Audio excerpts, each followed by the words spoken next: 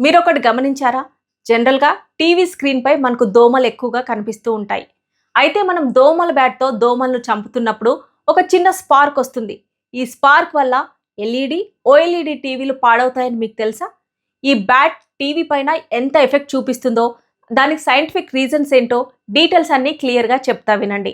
Welcome to Mamata Reddy talks. ఇంకా ఛానల్‌ని subscribe చేసుకోకపోతే వెంటనే సబ్స్క్రైబ్ చేసుకోండి.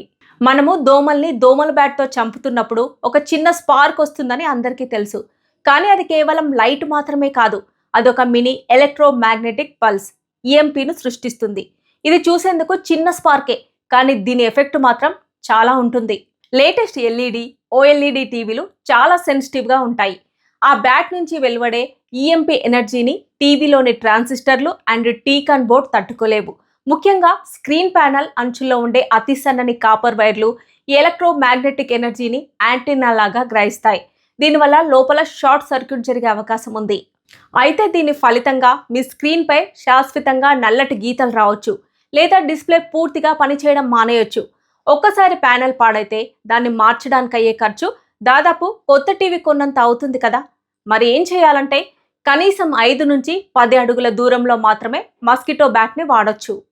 మరి టీవీ ఆఫ్లో ఉన్నప్పుడు దోమల బ్యాట్ వాడొచ్చా అనే కదా మీ డౌట్. అస్సలు వాడకూడదు. టీవీ ఆఫ్లో ఉన్నప్పుడు కూడా స్క్రీన్ ప్యానెల్ మీద కొంత స్టాటిక్ ఎనర్జీ ఉంటుంది. దోమల బ్యాట్ వాడినప్పుడు వెలువడే పర్ల్స్ ఈ స్టాటిక్ ఎనర్జీతో కలిసి స్క్రీన్ మీద మచ్చలు పడడానికి కారణం కావచ్చు.